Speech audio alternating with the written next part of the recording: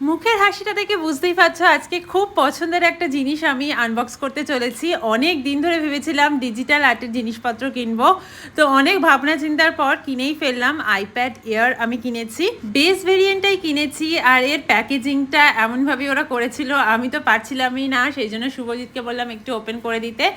আর এর কালার ছিল পার্পেলটা। এই সময় যে আমি কতটা এক্সাইটেড ছিলাম তোমাদেরকে আমি বলে বোঝাতে পারবো না। এত দিন ধরে আঁকাআঁকির সাথে যুক্ত আমি, তো অনেকবারই ভেবেছি যে এবার ডিজিটাল আর্টের সব জিনিসপত্র কিনি, বাট কেনা হয়ে ওঠেনি। এবারে কিনেই ফেললাম। সেকেন্ড প্যাকেজটার মধ্যে ছিল একটা অ্যাপেল পেন্সিল প্রো, যেটা ছাড়া আঁকাআঁকি করা যাবে না। আর ছিল আইপ্যাডটার জন্য একটা গ্লাস প্রোটেক্টর।